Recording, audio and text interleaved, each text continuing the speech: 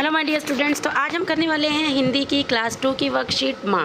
Chapter कौन सा है आपका? माँ। जो कविता है आपने पढ़ी होगी और आपको अच्छी भी लगी होगी। तो आज हम उसकी वर्कशीट करने वाले हैं। तो पहला क्वेश्चन देखिए, कवि अपनी माँ को किस रूप में देखता है? तो कवि किस रूप में देखता है? भोली भाली, प्यारी प्यारी, दोनों या कोई नहीं? तो हमने कविता पढ़ी, हमें पता है कवि अपनी माँ को किस रूप में देखता है? दोनों। भोली भाली भी, प्यारी प्यारी भी। तो आंसर क्या आएगा आपका? दोनों। इसी तरह से नेक्स्ट का प्रश्न देखिए, कवि की माँ का दिल किस चीज़ जैसा है? सच्ची मिश्री, शुद्ध शहद, दोनों, कोई नहीं? तो इसमें भी क्या आएगा? दोनों। शहद जैसा भी है और मिश्री जैसा भी है। कवि को अपनी माँ से क्या मिलता है? जोश मिलता है, प्रकाश मिलता है, विश्वास मिलता है या सभी मिलते हैं? तो क्या आएगा? सभी मिलते हैं। जोश भी मिलता है, प्रकाश भी मिलता है और विश्वास भी मिलता है। कवि की माँ दुनिया में कैसे अलग है? वह भोली भाली है, उसका दिल मीठा है, वह प्रेरणादायी है। तो देखो उसमें कविता में हमने पढ़ा था, उसको प्रेरणा भी मिलती है बच्चे को अपनी माँ से, दिल भी उसका मीठा है, शहद मिश्री जैसा, और वह कैसी है? भोली भाली। तो इसका आंसर भी क्या आएगा? सभी। अगला देखिए, कवि की माँ से उसे क्या प्रेरणा मिलती है? जीवन में आगे बढ़ने की, अच्छे बनने की, दोनों या क्यों कोई नहीं? तो इसमें क्या आ जाएगा कि उसको क्या प्रेरणा मिलती है? दोनों। जीवन में आगे बढ़ने की और अच्छे बनने की। अब अगले में आपको कविता को पूरा करना है। तो अगर आपको कविता आती है तो आपको ये लाइनें भी आती होगी। कैसे है? माँ तुम कितनी भोली भाली, कितनी सीधी सादी हो। तो ये कविता की लाइनें आप खुद भी पूरी कर सकते हो। तो इन्हें आप पूरी कीजिए, कविता को याद कीजिए और फिर इन लाइनों को पूरा कीजिए। अगला प्रश्न है, आपको इसमें सही और गलत बताने हैं। आपका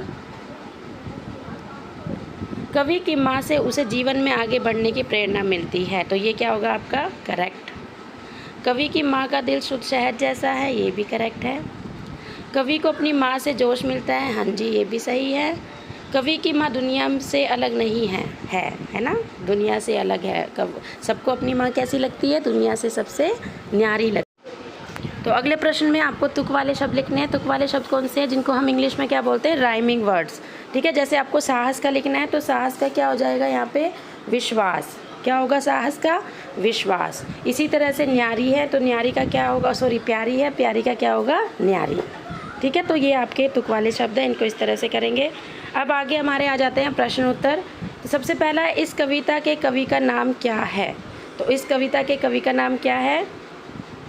जब भी आप कोई कविता पढ़ते हो उसके कवि का नाम आपको ज़रूर याद रखना है। ठीक है, अगर वो मेल है तो आपका क्या आएगा? कवि, और अगर फीमेल है तो कवयित्री, है ना? लिंग बदलो करते हैं हम, कवि का कवयित्री। तो यहाँ पे हमारा कवि का जो नाम है वो क्या हो जाएगा? तो यहाँ पे कवि का नाम क्या है? अनुभव राज। कैसे लिखेंगे हम? इस कविता के कवि का नाम अनुभव राज है। अगला प्रश्न देखिए, कवि अपनी माँ के बारे में क्या लिखता है? तो कवि अपनी माँ के बारे में क्या बताता है कि वह कैसी है?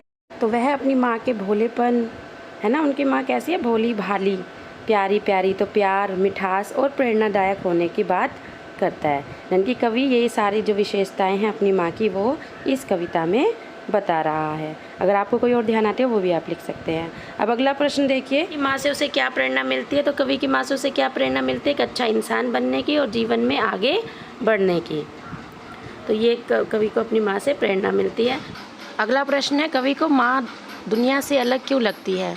ठीक है, तो क्यों लगती है? क्योंकि वह बहुत प्यारी है, भोली भाली और हमेशा सच बोलने और आगे बढ़ने की प्रेरणा देती है। और हम सभी को ही अपनी माँ सबसे अलग लगती है हमेशा, है ना? इसके बाद अगला प्रश्न है जिसमें हमें क्या करना है? चंद्र बिंदु लगाना है। तो देखो चंद्र बिंदु कैसी होते हैं? इस तरह की होती है चंद्र बिंदु।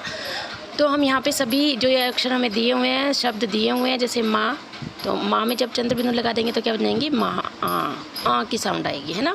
5 लिखा हुआ है, अंक की बिंदी लगा देंगे, चंद्र बिंदु लगा देंगे तो क्या बन जाएगा? 5। इसी तरह से चांद, और लास्ट क्या हमारा? ऊँट।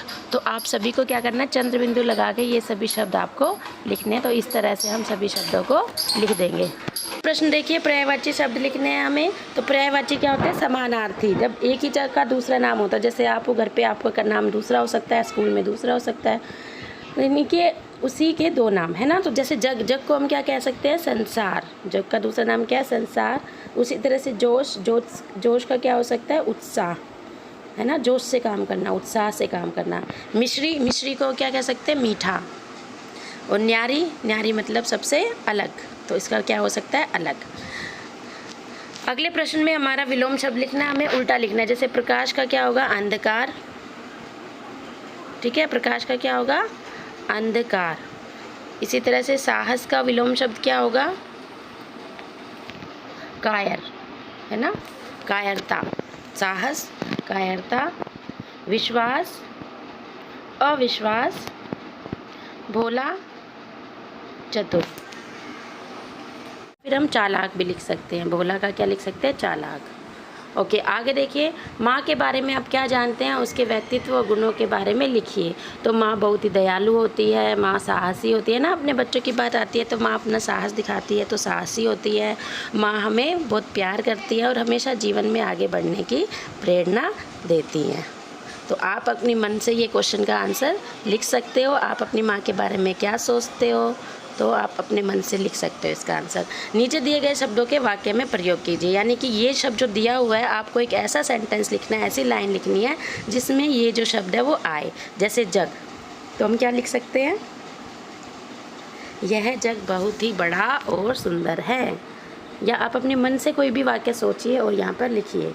इसी तरह से साहस, वाक्य लिख सकते हैं कि हमें जीवन में हर मुसीबत का सामना साहस से करना चाहिए। साहस क्या होता है? ताकत, हिम्मत, है ना। तो हमें हर मुसीबत का सामना किससे करना चाहिए? साहस से करना चाहिए। तो इस तरह से हम ये लिख सकते हैं। तो ये आपकी वर्कशीट थी जो चैप्टर था माँ की। तो इससे अच्छे से पढ़िए, प्रैक्टिस कीजिए, याद कीजिए। Good luck.